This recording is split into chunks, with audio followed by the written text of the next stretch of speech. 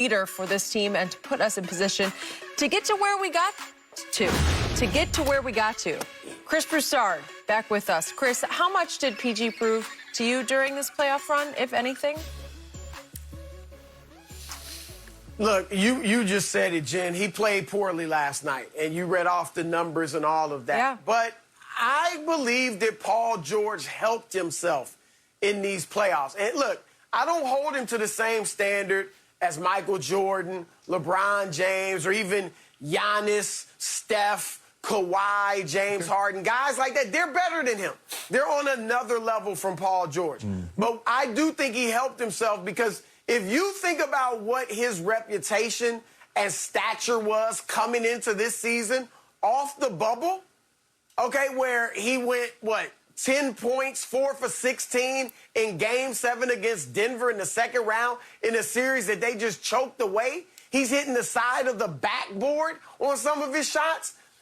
There's no way he goes into next season with the same status. I think he earned the public's respect. I think he earned some players' respect by the way he played in these playoffs. He averaged 27 points, 9.5 rebounds, and 5.5 assists in these playoffs. And he put himself in some historic company. For him to score 20 or more points in every playoff game, 19 of them in all, joining only Kevin Durant, Kobe Bryant, and Michael Jordan to ever do that, for him to put up numbers in Game 5 that we've never seen in the 74-year history of the NBA, I got to give him props for that. Now, do I think he's a number one? Do I think he can lead your team to a championship? No. He still can't do that. But I think he's a heck of a number two. And I think coming off of these playoffs, I think his confidence will be better. I think his teammates' confidence in him will be greater.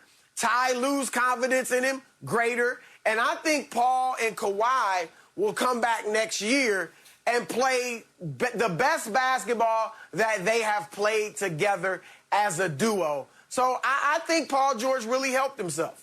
But sure hope so. It went from Kawhi Town, and we got next. We up now to Georgetown, to with somebody town. Now it's a ghost town. Gotta clip us out of there. And Lagon is gone.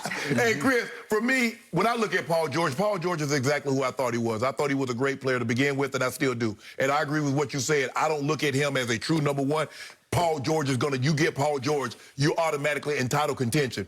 And the likelihood of him being able to put together historic performances like he did in Game 5, to bring that back, Skip, like Chris was saying, Jordan does that. LeBron, Kevin Durant, you talk about the best, Larry Bird, Magic Johnson, the best of the best. We're talking about Pantheon players now. Paul George is not a Pantheon player. I was just disappointed that I thought he would be more aggressive. He went out very meekly last night. He had 6 points in the first half, Chris. You don't go, I'm going down swinging. Everybody say, man, he was ball hogging. He shot too many times. And because I felt that was the best way for us to win. He wanted everybody else to see if everybody else could get going and he could relax. They made him uncomfortable early. Nobody else really got it going, although Boogie was played well again. Then Marcus Morris started to come along. Reggie Jackson didn't get off to his typical hot start that he normally does. He played okay. But Paul George was the guy that they were counting on to give them a very similar performance to what he gave them in Game 5. And he did not. Basically, he went back. If you go back and look at him since Kawhi went out, he just played like he played in Indiana. He was Indiana George. He's like, I'm the best player on the court. This is what I'm capable of doing. And he did it. So I don't look at Paul George anyway. I thought he was a great guy. Yeah, I call him Polyester P. But he's a phenomenal talent. He's just not the guy. And as long as you understand he's not the guy, he's more than a guy, but he's just not that. He's not Kawhi. He's not LeBron. He's not Dame. He's not Steph. So for me, I didn't lose any respect for him. And all of a sudden, it's not like, well, man, Paul George, he really impressed me. I've seen him. I saw what he did with the Big Three Heat. I saw that with my own eyes. And he took them to a Game 7. I don't care what anybody tells me. The Big Three Heat were better than the Suns. And he took them to a Game 7 with less talent. Because he had, come on now. Roy Hibbert, I think Lance Stevens was on that team. Come on now, Chris. Well, who we kidding? George Hill. Yeah. Who we kidding? That team that he took 7 games with the Heat was less talented than his Clippers team. But give him credit. He played well in spots, but that game he needed to be more aggressive and give me more than what he gave me. Okay.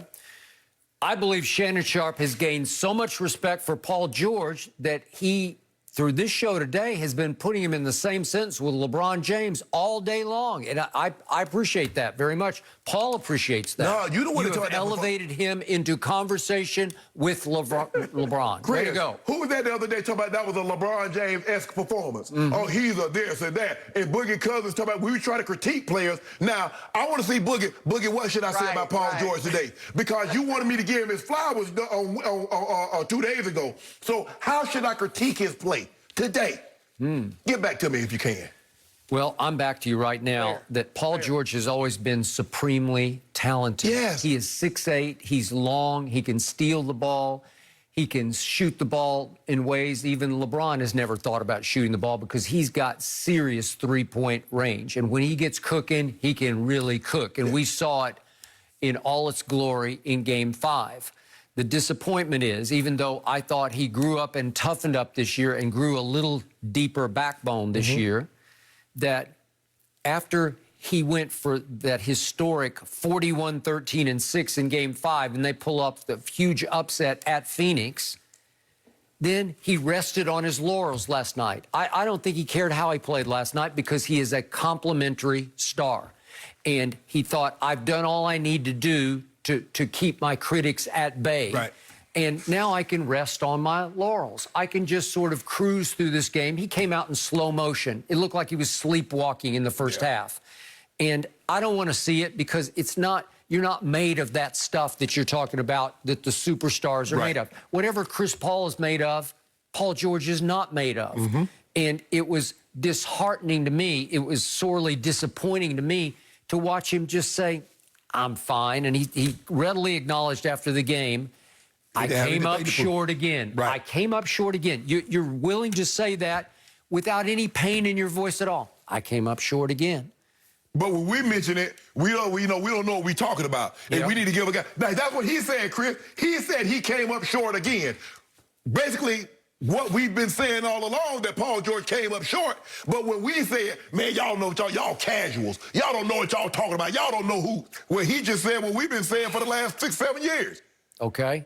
So, without Kawhi, over these 8 games, it was 5 and 6 against Utah, and then 1, 2, 3, 4, 5, 6 against Phoenix. Paul George averaged 30, 11, and 6. Well, that's pretty great. Right? You can't just find those numbers under any palm tree out here in Los Angeles, right? So the point is, while he was doing so, his three-point shooting got worse and worse over games 2 through 6 against Phoenix. He shot 23% from 3. That's 9 of 40. That just won't get it. Right. And I told you earlier, if you'd made 15 of 40, we might be having a different conversation. But you didn't because you were a 41% regular season three-point shooter who shot 23% over the most crucial games of the playoff run. That's who he is and who I guess he will always be. Chris, I think you're letting Paul George off the hook. And let me tell you why. Because Kawhi's gone. And so now there's not the expectations there that would have been there with Kawhi. And I told y'all this yesterday. I say now the expectations. Can you replicate what you did in Game 5? Can you do that in Game 6? And he could not. You see, if they lose to Utah, is anybody going to hold that against Paul George? Because Utah is the #1 seed. They had won the most games in the NBA.